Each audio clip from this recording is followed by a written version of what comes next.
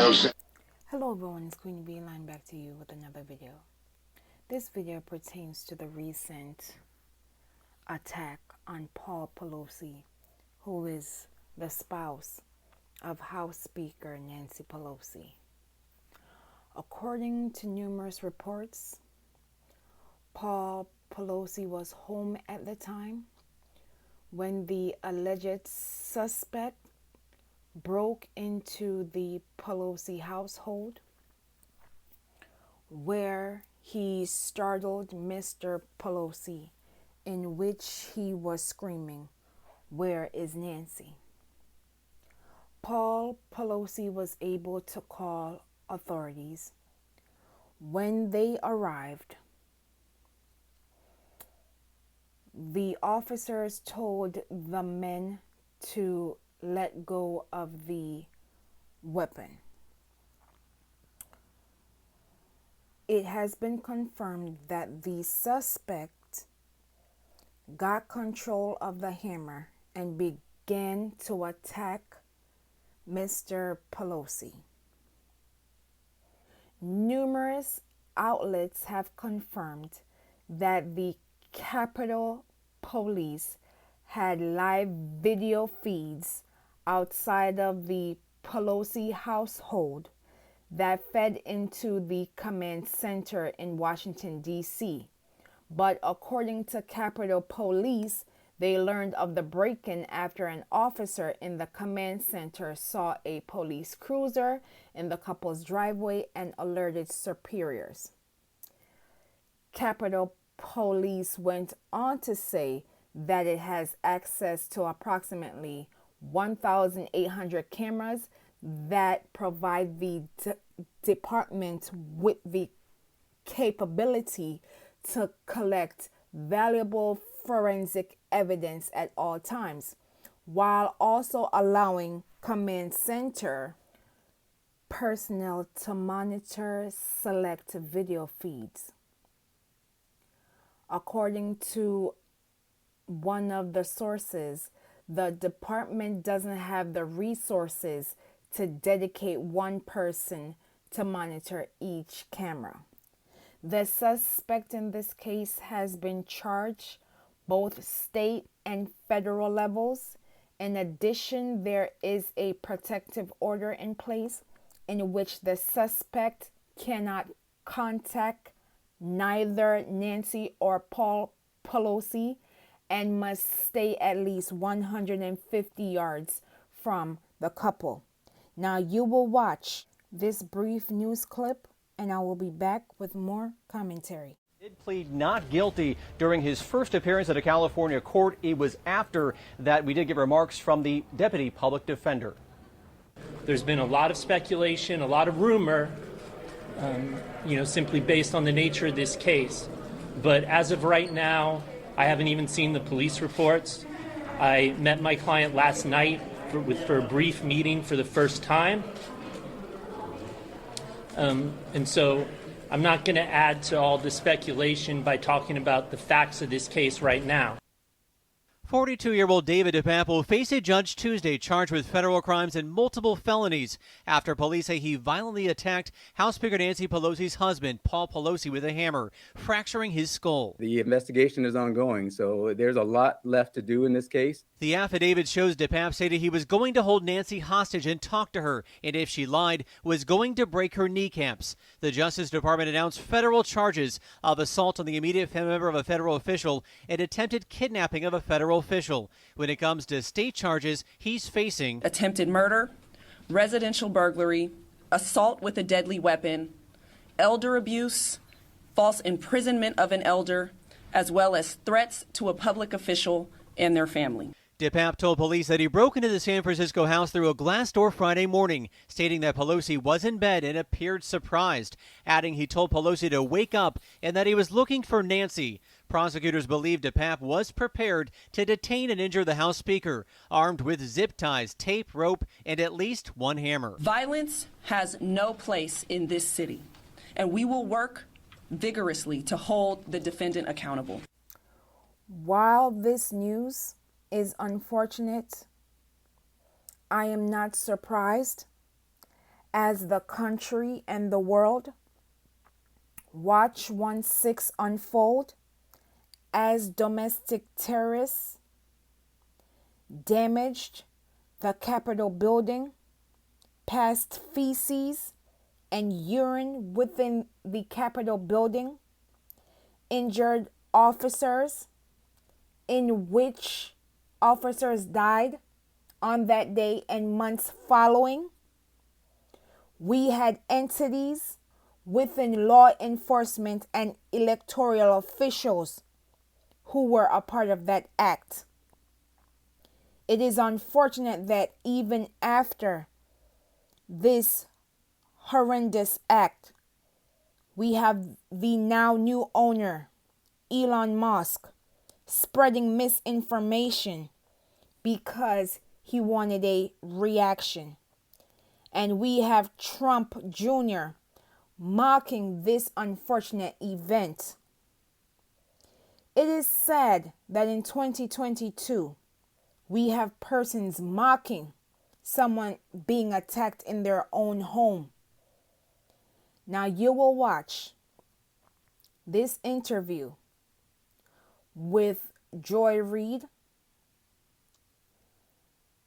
and former Secretary of State and the 2016 Democratic nominee, Hillary Clinton, and I will be back with more commentary. I think what we're seeing today, and it has certainly been thrown into very high relief by the horrific attack on Paul Pelosi, is not just an aberration where one or two people or a small group engage in that kind of violent rhetoric and urge people to take action against political figures like her, like me, like others. We're seeing a whole political party and those who support it, those who enable it, those who run under its banner, engaging in behavior that is so dangerous and I find, frankly, disqualifying for people who are running for office. You know, this midterm election, we've seen a lot of ads by Republicans running for everything, touting crime. Crime is the issue. But when an 82-year-old man is attacked by an intruder in his own home, they don't seem to be too bothered by that because that person is married to the Speaker of the House, who's of a different political party. I just want your viewers, and really I would like every American, just to stop and think about that. This is the kind of violent rhetoric that leads to violent action, that props up authoritarians, and that's unfortunately what we see the Republican Party today supporting. You know, and to your very point, right, this attacker allegedly confessed to police that his plan was to kidnap Paul Pelosi, to wait for Nancy Pelosi to come home, and then to hold her hostage, to break her kneecaps if she didn't tell whatever truth it is he thought he could get out of her, and then use her as a symbol to everyone else as to what would be in store for them if they didn't behave as his, you know, sort of right-wing conspiracy theory mind believed they should. I mean, if you think about it, this was a kidnapping plot that was directed at the sitting Speaker of the House. And yes, her husband is the victim of it because he happened to be her husband and happened to be home. And yet, you saw the person who now solely owns Twitter, which, like it or not, is still a giant global public marketplace of ideas, promote lies about what happened to Paul Pelosi, promote conspiracy theories about it. With the reach that he has and the fact that his, you know, he and the Saudis own this thing, and that was blasted out to all of his followers and to the world. We're not even in an age of reality at that point. Well, you know, to his credit, he took that down. I don't see Republicans running for the Congress or governors and many other different positions taking down their violent ads, or I don't see them, curbing their rhetoric. You played something from Marjorie Taylor Greene, who is, calling for the death because of treason for Speaker Pelosi. The level of just plain crazy, violent hate rhetoric coming out of Republicans. You played something from the Republican candidate for governor in Arizona. I want viewers, I want voters to stop and ask themselves, would we trust somebody who is stirring up these violent feelings, who is pointing fingers, scapegoating, making a joke about a violent attack on Paul Pelosi? Why would you trust that person to have power over you, your family, your business, your community? So I want to take this a step further away from the incident, that terrible incident with Paul Pelosi, and broaden it out, because what we have with the rhetoric coming from the Republican candidates from their party right now is so disturbing. I didn't see a big outpouring on the part of elected officials to stand with Nancy Pelosi the way she has stood with Republicans as well as Democrats in times of real terror, like on January the 6th. And so ask yourselves, please, why would you entrust power to people who are either themselves unable to see how terrible it is that someone would be attacked in their home, or don't really care because they think it will somehow get them votes that will get them elected? This is a real threat to the heart of our democracy. In fact, if Kevin McCarthy were to become Speaker, it's very likely that Marjorie Greene would get a gavel, that she would get a committee, that people like Lauren Boebert would get committees, that people like Matt Gaetz would be on committees, perhaps committees dealing with national security, because he would have to appease them in order to get enough votes to be Speaker at all. Are you concerned that maybe voters are not putting those pieces together, that having a Republican House would mean that the people you're talking about would be even more empowered, that faction would be in power? Well, I think with all of the noise that we've got in this election season, I don't think people are able to really grasp that. But more importantly, I'm not sure they really understand the threats to their way of life. They may think that whoever's chairing a committee is, kind of abstract. But the Republicans in the House and others, like the chair of the Republican Senate Campaign Committee, are on record saying that they are going to put Social Security and Medicare up for a vote. Now, I don't understand why every American, not just people eligible for those two programs that they have paid into, that they have worked hard for, that they have earned, are not up in arms.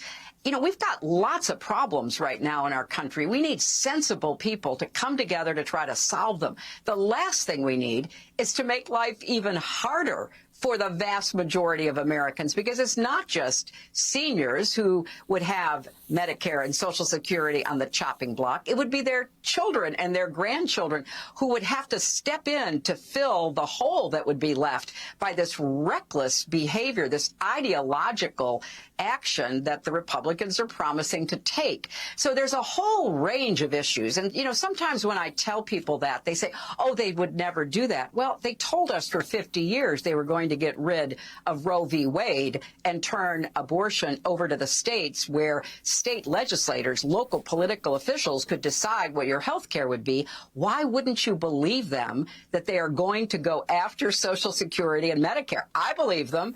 I take them at their word. Wishing Paul Pelosi a safe recovery during this time. Understand that every vote counts. Because if we sit on the sidelines, literally everything will be taken away from us. Do not complain after November 8th, because literally everything is on the line, including the local, state, and federal levels. Please Be safe out here, and I will see you in the next video.